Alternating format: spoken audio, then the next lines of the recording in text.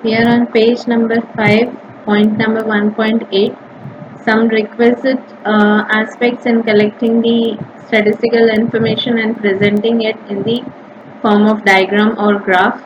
आपको कौन सी चीज़ें ध्यान में रखनी है जब आप कलेक्ट कर रहे हैं स्टैटिस्टिकल इंफॉर्मेशन, उसको प्रेजेंट करने के लिए डायग्राम या ग्राफ में। तो statistical information can be represented, आप उसको रिप्रेजेंट कर सकते हैं डेटा को, इंफॉर्मेशन को, in the form of a diagram, chart और a graph. These are helpful in explaining some important economic principle.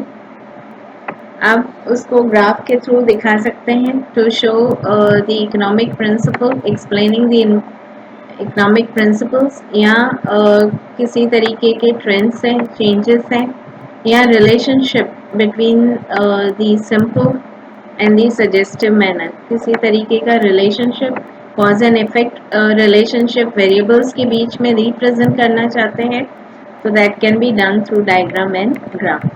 तो कौन सी चीज़ें आपको ध्यान में रखनी है जब आप ग्राफ के थ्रू या डायग्राम के थ्रू स्टैटिस्टिकल इंफॉर्मेशन रिप्रेजेंट कर रहे हैं। सोर्सेज ऑफ इंफॉर्मेशन, कहाँ से आपको इंफॉर्मेशन कलेक्ट करना है। तो सोर्सेज ऑफ इंफॉर्मेशन जो है, जहाँ से आप डेटा ले रहे हैं रिप्रेजेंट करने के लिए, वो सोर्स रिलायबल होना चाहिए एंड यूनिवर्सली एक्सेप्टेबल होना चाहिए, तभी वो एक्यूरेट होगा, अदरवाइज एक्यूरेट नहीं होगा। Then example to obtain the information regarding the growth and development, अगर growth and development of India का आपको डेटा चाहिए तो इकोनॉमिक सर्वे ऑफ इंडिया है, और दूसरा आपको डेटा मिल जाएगा सेंट्रल स्टैटिस्टिकल ऑर्गेनाइजेशन से, उनका डेटा रिलायबल होता है, सोर्स रिलायबल है, so you can obtain data from there. अगर आपको कंपेरिजन करना है datas of the different countries, दूसरी कंट्री जो है उनके डेटा को कंपेयर करना है, देन वर्ल्ड डेवलपमेंट रिपोर्ट है, दैट इज ऑल्सो सोर्स जहाँ से आपको रिलायबल डेटा ऑब्टेन हो सकता है, यूनिवर्सली एक्सेप्टेबल डेटा आपको अर्न हो सकता है। Then point number 2, clarity regarding the dependent and the independent variable. जब आप डेटा दिखा रहे हैं ग्राफ या डायग्राम के थ्रू, तो आपको क्लियर होना चाहिए कि कौन सा डिपेंडेंट वेरिएबल है और कौन सा इंडिपेंडेंट है। जैसे कि where there is cause and effect relationship होता है, जब आप दो वेरिएबल्स यूज कर रहे हैं ग्राफ में, उनका रिलेशनशिप दिखा रहे हैं, तो उनके बीच में कॉज एंड इफेक्ट रिलेशनशिप होता है। जो कॉज वेरिएबल है उसको आप ट्रीट करते हैं इंडिपेंडेंट वेरिएबल करके, और जो इफेक्ट वेरिएबल है उसको आप ट्रीट करते हैं डिपेंडेंट वेरिएबल करके। जैसा प्राइस एंड डिमांड का एग्जांपल लिया, तो प्राइस इज कॉज, रीज़न है जिसकी वजह से आपका इफेक्ट डिमांड पे होता है। डिमांड आपका कम ज़्यादा होता है बिकॉज आपका प्राइस कम ज़्यादा होता है, तो cause is price variable and demand जो है वो इफेक्ट वेरिएबल है। तो जो कॉज वेरिएबल है प्राइस आप दिखाएंगे या उसको इंडिपेंडेंट वेरिएबल ट्रीट करेंगे, और डिमांड जो है वो डिपेंडेंट वेरिएबल है। तो नॉर्मली इंडिपेंडेंट वेरिएबल जो है उसको आप रिप्रेजेंट करते हैं ऑन एक्स एक्सिस, और जो डिपेंडेंट वेरिएबल होता है जैसे डिमांड है उसको आप रिप्रेजेंट करते हैं वाई एक्सिस पे।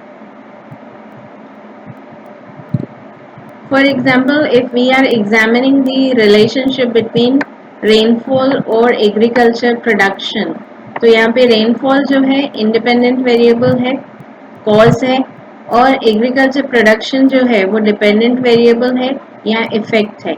जैसे रेनफॉल ज़्यादा हुआ तो उसका इफेक्ट होगा एग्रीकल्चर प्रोडक्शन के ऊपर, प्रोडक्शन भी आपका अच्छा होगा, सो agriculture production is the effect या डिपेंडेंट वेरिएबल है। तो जो डिपेंडेंट वेरिएबल है वो आप शो करेंगे या रिप्रेजेंट करेंगे ऑन वाई एक्सिस, और जो इंडिपेंडेंट वेरिएबल है दैट इज रेनफॉल, उसको आप रिप्रेजेंट करेंगे on X axis. If we are examining the production of a different period, then the time period are represented on X axis, अलग अलग years का data अगर आप शो कर रहे हैं तो वो ईयर्स आप दिखाएंगे एक्स एक्सिस पे, और production in the different years आप दिखाएंगे वाई एक्सिस पे, क्योंकि आपका जो टाइम पीरियड है दैट इज इंडिपेंडेंट वेरिएबल और जो आपका प्रोडक्शन है वो डिपेंडेंट वेरिएबल है। Then it depends upon the situation, जैसा कि इकोनॉमिक्स में लॉ ऑफ डिमांड है तो वहाँ पे प्राइस जो है इंडिपेंडेंट वेरिएबल है। जब प्राइस कम ज़्यादा होता है तो उसकी वजह से आपका डिमांड कम ज़्यादा होता है, तो प्राइस इज इंडिपेंडेंट वेरिएबल जिसको रिप्रेजेंट किया जाता है ऑन वाई एक्सिस। बट जो डिमांड है वो डिपेंडेंट वेरिएबल है, वो प्राइस की वजह से कम ज़्यादा होता है, उसको रिप्रेजेंट किया जाता है एक्स एक्सिस पे। नॉर्मली एक्स एक्सिस पे हम लोग इंडिपेंडेंट वेरिएबल शो करते हैं और वाई एक्सिस पे डिपेंडेंट करते हैं, बट सिचुएशन जो है वो चेंज भी हो सकता है कि आप इंडिपेंडेंट जो है वाई एक्सिस पे भी दिखा सकते हैं, प्राइस जो है वो डिपेंडेंट पे, प्राइस जो इंडिपेंडेंट है उसको वाई पे, एंड डिपेंडेंट जो है एक डिमांड उसको आप एक्स एक्सिस पे भी दिखा सकते हैं, वाइस वर्सा। देन सिलेक्टिंग दी एप्रोप्रिएट स्केल, बहुत ज़रूरी है कि आप जो स्केल चूज़ कर रहे हैं वो बहुत सही होना चाहिए, depending upon the size of the data that you have, कि अगर आपका डेटा जो है, जो एक्चुअल डेटा आपका है वो अगर बहुत ज़्यादा है, टू लार्ज, तो फिर आपको वो डेटा रिप्रेजेंट करने के लिए अपना स्केल कम रखना पड़ेगा। अगर आपका डेटा कम है तो आपको उसको ज़्यादा स्केल लेके दिखाना पड़ेगा, जैसे कि distance of 1 centimetre is equal to 10,000 units. अगर आपका डेटा बहुत लार्ज है, थाउजेंड्स में है, तो आप 1 सेंटीमीटर लेके 10,000 यूनिट 1 यूनिट दिखा सकते हैं। देन आपका अगर डेटा जो है कम है तो फिर आप 2 सेंटीमीटर लेके 1 यूनिट भी दिखा सकते हैं, क्योंकि जो आपका पेज साइज है उस पे जो ग्राफ है ना ज़्यादा बड़ा दिखना चाहिए ना ज़्यादा स्मॉल दिखना चाहिए, it should be appropriate to the size of the page. Then point number 1.9, presenting the quantitative or numerical information in the diagram or graph. Numerical data को आप रिप्रेजेंट कर सकते हैं इन the different type of diagram या graph में। जो statistical information है उसको आप शो कर सकते हैं, रिप्रेजेंट कर सकते हैं थ्रू डायग्राम और graph. Diagram showing the linear or non-linear relationship, direct या इनडायरेक्ट रिलेशनशिप जो वेरिएबल्स के बीच में होता है इकोनॉमिक्स में, उसको आप रिप्रेजेंट कर सकते हैं through diagram. Like example, the demand curve is one such diagram जिसमें आप इनडायरेक्ट रिलेशनशिप दिखाते हैं between demand and price. Type of diagram graph और चार्ट इज बार डायग्राम है, सिंपल बार है, देन ग्रुप या क्लस्टर बार भी होता है, पाई डायग्राम भी है। First is the simple bar diagram. Simple बार में आप उसको बार चार्ट या बार ग्राफ भी बोल सकते हैं, जिसमें आप रिप्रेजेंट करते हैं group of data with the rectangular bars. Rectangle shape में बार्स आप बनाते हैं और जो बार का लेंथ होता है वो प्रोपोर्शनल होता है टू द वैल्यू, कि आपका अगर वैल्यू ज़्यादा है तो आपका लेंथ बार का ज़्यादा होगा, वैसे ही अगर वैल्यू कम है तो length of bar will be less. यहाँ पे जो एग्जाम्पल दिया है, शेड्यूल दिया है, व्हीट प्रोडक्शन इन इंडिया है, जो प्रोडक्शन दिखाया है उन्होंने लैख टन्स में, और एक्स एक्सिस पे उन्होंने रिप्रेजेंट किया है years time period, and Y axis पे उन्होंने रिप्रेजेंट किया है प्रोडक्शन। यहाँ पे ईयर जो है वो एक्स एक्सिस पे दिखाया है, दैट इज इंडिपेंडेंट वेरिएबल, और ईयर पे डिपेंड करता है प्रोडक्शन ऑफ द व्हीट, जो डिपेंडेंट वेरिएबल है वो दिखाया है वाई एक्सिस पे। और जो लेंथ है बार का, इट इज डिपेंडिंग ऑन कि कितना ज़्यादा वैल्यू है, जैसे कि 2010-11 में सबसे ज़्यादा प्रोडक्शन हुआ है, दैट इज़ 86.9, तो उसका लेंथ ऑफ बार जो है सबसे बड़ा है। वैसे ही सबसे कम प्रोडक्शन हुआ है 70-71 में, दैट इज़ 23.8 टन, तो उसका जो बार का लेंथ है वो सबसे छोटा है। देन टाइप 2, ग्रुप्ड और क्लस्टर बार। क्लस्टर इज कि एक से ज़्यादा बार आप साथ में रखते हैं। These chart are used when the dependent variable is group। आपका जो dependent variable होता है वो उसका कैटेगरी एक से ज़्यादा होता है, ग्रुप में होता है, it is more than one category। For example, when we want to examine the literacy rate for the different years in Gujarat, literacy rate दिखा रहे हैं different years में गुजरात में, तो literacy level के एक से ज़्यादा टाइप होते हैं, जैसा कि literacy level of the male, female and total literacy rate, 3 type का कैटेगरी है। तो आपका जो क्लस्टर बार बनेगा तो उसमें 3 बार आएंगे, एक मेल का होगा, एक फीमेल का और एक टोटल लिटरेसी। 3 कैटेगरीज 1 ग्रुप में आएंगी for 1 particular year.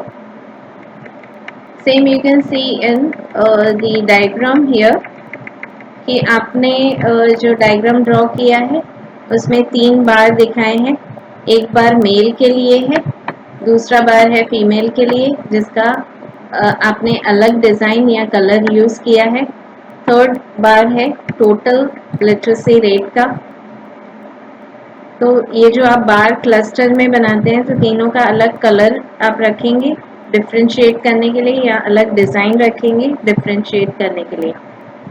X axis पे आपने दिखाया है years which is independent variable, और वाई एक्सिस पे आपने मेल फीमेल लिटरेसी रेट दिखाया है and total percentage of literacy rate दिखाया है ऑन वाई एक्सिस, जो डिपेंडेंट वेरिएबल है। Then third type is pie chart. A pie chart is a circular statistical graph। Circle shape में graph होता है जिसको डिवाइड किया जाता है इन डिफरेंट सेक्टर्स, अलग अलग सेक्टर्स में उसको डिवाइड किया जाता है।